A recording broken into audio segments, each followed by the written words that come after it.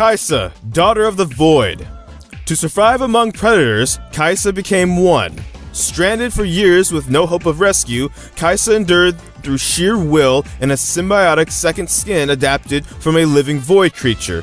Now the daughter of the Void emerges an apex hunter torn between two worlds, the one that birthed her and the one that made her.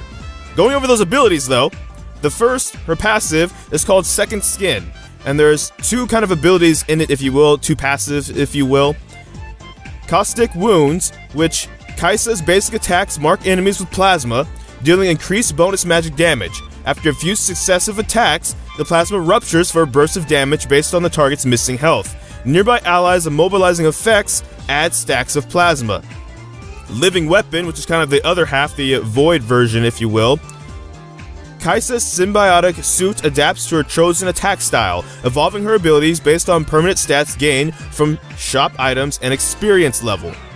Now, right off the bat, what I think this actually means is that you can either choose to be like mixed damage, AD, or magic damage. A magic damage marksman, if you will. So in other words, if you're playing, we're gonna have to see when the ratios come out of stuff, but if you want to play this as like a magic damage dealer, it seems like you will be able to, which is kind of cool in terms of flexibility. If your last pick ADC, everybody picked AD, then you could still have another magic threat if like Kog'Maw or Corki aren't really an option. When it comes to her Q, it's called Icathian Rain. Kai'Sa releases a swarm of missiles evenly distributed among nearby enemies, with additional hits on the same target dealing slightly reduced damage. Nearby allies' immobilizing effects add stacks of plasma. In the living weapon form, the Void form, with enough bonus attack damage, Icathian Rain fires significantly more missiles. Kind of like if Xayah's, I believe it's her E, but also with Runon's Hurricane, so it's just like a flurry of things going on. Her W is called Void Seeker. Kai'Sa fires off a beam of void energy, revealing the first enemy hit, dealing magic damage, and applying stacks of plasma. In the living weapon form, with enough bonus ability power, Void Seeker deals more magic damage and partially refunds the cooldown on champion hit. So think like Ashe's Hawk Shot, but it like does damage. Magic damage at that. E Supercharger. Kai'Sa charges up, briefly increasing her movement speed burst but losing the ability to attack. After charging up, Kai'Sa whips out the big guns to increase her attack speed for a few seconds. Basic attacks reduce Supercharger's cooldown, and in the living weapon form with enough bonus attack speed, Supercharger briefly grants true invisibility while charging up. And then finally, Killer Instinct. Kai'Sa dashes at extremely high speeds with long range to a location near a marked enemy champion with plasma and briefly gains a damage-absorbing shield.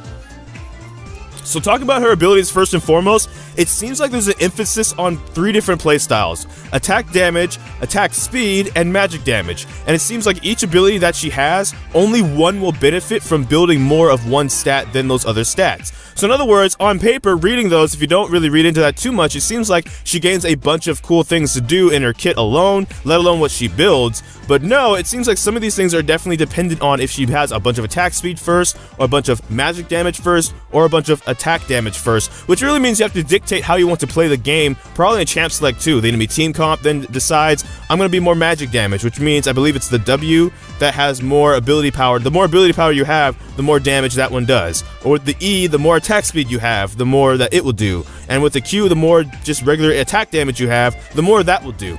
So you don't get to do all of those bonuses just every game all the time. It depends on how you build, which I think is kind of cool because that would kind of gate this thing from being like overpowered perhaps. Of course, on release a lot of champions are overtuned, but I mean like as a kit being overpowered, it is dictated and gated by then you have to be building a certain playstyle to benefit more from a certain ability, especially in the living weapon form. Now it says, playing as Kai'Sa, I should say, you're a threat that's never far, hunting down would-be killers and diving into danger to emerge a sole survivor. Track and tag isolated enemies with Void Seeker, then follow up with your ultimate and mercilessly Icathian Rain for a quick kill. On the off chance they survive the initial onslaught, a supercharger will keep you in range for a rapid-fire takedown. In team fights, strike at blinding speed with your Killer Instinct, positioning Kai'Sa at the optimal angle to avoid pesky crowd control and shot-blocking front lines. That carry in the back no one wants to get to, Kai'Sa can, but you better be ready to fight your way out once you're in deep.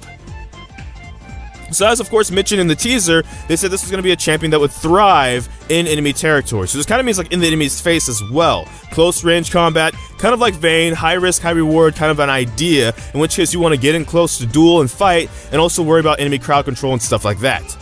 So, the danger is real, fear is an illusion. That's one of the quotes of this new champion, and there's a couple tips and tricks on the site as well.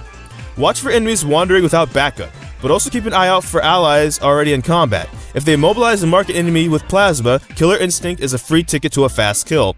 Living Weapon turns key item purchases into serious power spikes, so don't hesitate to pick fights.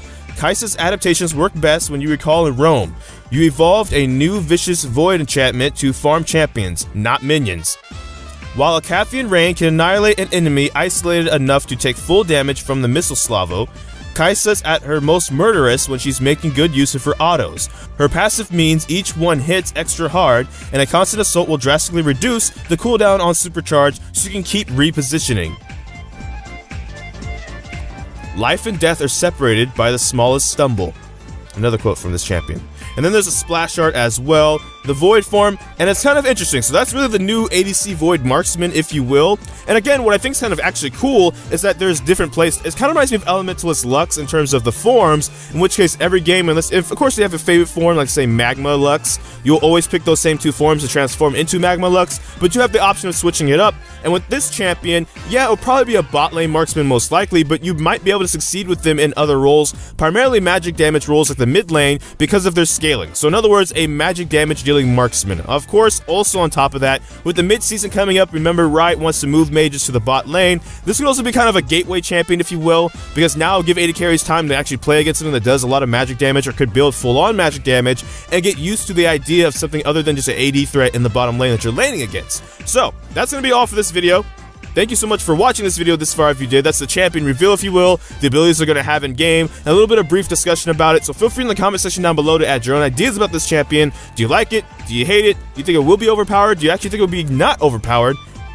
But I don't know which video will be next, because life be quite a mess. So until next time, take care from the Fire Guy FS. Thank you for watching.